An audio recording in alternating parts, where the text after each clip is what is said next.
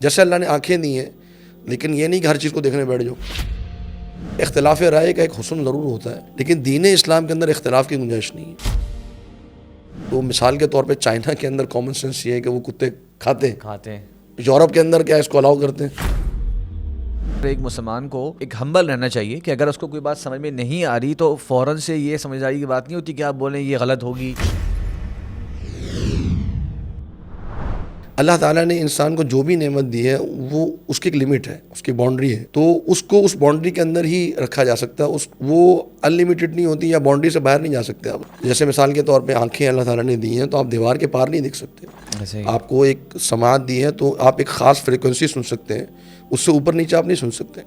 آپ کو اللہ تعالیٰ نے ہاتھ دیا ہے تو وہ ظاہری بات ہے کہ آپ کا ہاتھ جو ہے وہ خاص اس کی لمٹ ہے, اس سے آگے آپ نہیں جا سکتے. تو اسی طرح اللہ تعالیٰ نے جو عقل دی ہے انسان کو تو وہ بھی اس کی ایک لمٹ ہے. وہ آپ ہر جگہ اس کو استعمال نہیں کر سکتے.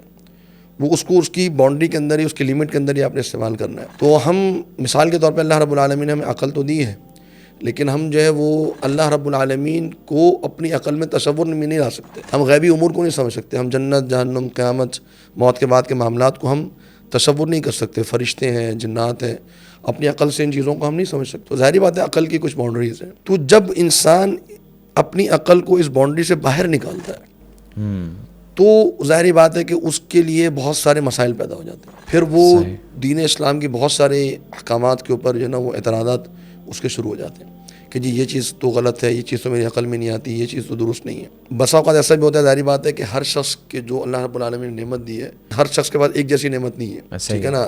ہر شخص کے پاس ایک جیسی عقل نہیں ہے.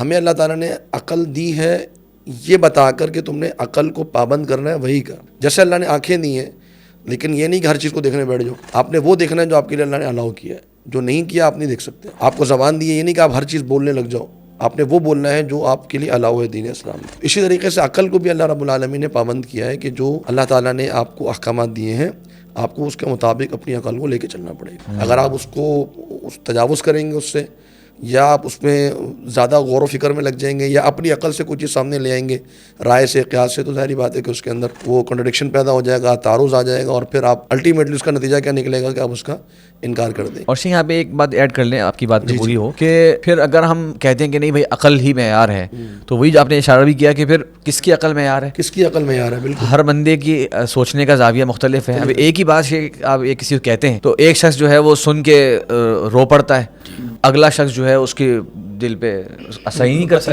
بالکل جو ہی نہیں رہتی اس کے اوپر. اب ہمارے یہاں جتنے بھی لاز بنے ہوئے ہیں مختلف ملکوں کے اندر وہ عقل سے بنائیں گے, اور ہر ملک کا ایک الگ مختلف قانون ہے. ہر شخص کی رائے, یعنی ایک ہی فیلڈ سے تعلق رکھنے والے, ایک شعبے سے تعلق رکھنے والے, ان کی آراء مختلف ہوتی ہیں. ڈاکٹرز ہیں, کسی ایک چیز کے بارے میں ایک ڈاکٹر کی ایک رائے ہوگی, دوسرے کی دوسری رائے ہوگی, حالانکہ وہ ایک ہی فیلڈ سے تعلق رکھتے ہیں. وکیل ہیں, جج ہیں, اسی طریقے سے آپ کے صحافی ہیں, تو وہ ایک ہی فیلڈ سے تعلق رکھنے کے باوجود بھی جب وہ اپنی عقل کے مطابق بات کرتے ہیں ان کے اندر ایک اختلاف رائے پیدا ہو جاتا ہے. اچھا, اختلاف رائے کا ایک حسن ضرور ہوتا ہے لیکن دین اسلام کے اندر اختلاف کی گنجائش نہیں ہے. دین اسلام نے آپ کو جو دین دیا ہے وہ ایک ڈیوائن نالج ہے, اللہ تعالیٰ کی طرف سے وہی نازل ہوئی ہے, اور اللہ رب العالمین نے تمام لوگوں کی عقل کے مطابق اس دین کو نازل کیا ہے. لیکن بسا اوقات کچھ چیزیں ہم سمجھ پاتے ہیں, کچھ چیزیں ہم سمجھ نہیں پاتے. جیسے مثال کے طور پہ کہ جو زہر کے 4 رکعتیں ہیں تو کیوں ہیں, آپ کی لاجک سے کیا جواب دے گی, ٹھیک ہے نا. اب مغرب کی 3 ہیں تو کیوں ہیں, 4 کیوں نہیں کر دی یا 2 کیوں نہیں کر دی. تو بہت سارے ایسے معاملات ہیں جو آپ اپنی لاجک سے حل نہیں کر سکتے. تو عقل کو ہر جگہ استعمال نہیں کیا جا سکتا. اور پھر وہ بات آپ کی بالکل درست ہے کہ عقل کو آپ کہاں کس کی عقل کو آپ اسٹینڈرڈ بنائیں گے. نوجوان کی عقل کو بنائیں گے, یا بزرگ کی بنائیں گے, بچے کی بنائیں گے, مرد کی بنائیں گے, عورت کی بنائیں گے, کس کی عقل کو معیار بنائیں گے. ایک ہی چیز ایک شخص کی عقل میں صحیح ہوتی ہے, دوسری کی عقل میں غلط ہوتی ہے. اچھا, ہمارے یہاں بعض لوگ یہ کہہ دیتے ہیں کہ جی ایک فرد کی عقل نہیں بلکہ کامن سینس ایک ہوتے ہیں. ایک کامن سینس کو بھی آپ اسٹینڈرڈ بنا سکتے ہیں کہ ایک قوم نے ایک کامن سینس ہے, تو آپ اگر اس کے اگر دین اسلامی کو ایسا حکم ہے جو کامن سینس کے خلاف ہو تو وہ تو کم از کم لاجیکلی نہیں ہوگا نا, وہ تو لاجک ہوگا. تو اب کامن سینس پہ بھی اگر ہم بات کر لیں تو مثال کے طور پہ چائنا کے اندر کامن سینس یہ ہے کہ وہ کتے کھاتے ہیں. یورپ کے اندر کیا اس کو الاؤ کرتے ہیں, مطلب وہ تو ان کے اندر ڈاگ رائٹس بنے ہوئے, تو مطلب کامن سینس کا ہی کنٹرڈکشن آئی ہے نا. تو آپ پھر کس کامن سینس کے بھی کس کو اسٹینڈرڈ بنائیں گے. بالکل. تو لہٰذا یہ چیز ہمیں سمجھنے کی ضرورت ہے کہ اللہ رب العالمین نے عقل کو دیا اس لیے ہے کہ تاکہ دین اسلام کے احکامات کو سمجھا جائے اور اس پر عمل کیا جائے, اس پر غور و فکر کیا جائے. بالکل. اور اگر ایک چیز سمجھ میں نہیں آتی ہے تو اس کو سمجھنے کی کوشش کی جائے, اور پھر بھی سمجھ میں نہیں آتی ہے تو پھر دین اسلام کو مورد الزام ٹھہرانے کے بجائے اپنی عقل کو سمجھا جائے کہ میری عقل ناقص ہو سکتی ہے, دین اسلام ناقص نہیں ہے. اور شیخ یہ بھی اہم باتیں ہیں جیسے کہ اس طرح کے حالات کے اندر ایک مسلمان کو یعنی کہ ایک ہمبل رہنا چاہیے کہ اگر اس کو کوئی بات سمجھ میں نہیں آ رہی تو فوراً سے یہ سمجھداری کی بات نہیں ہوتی کہ آپ بولیں یہ غلط ہوگی یا یہ ہو ہی نہیں سکتا.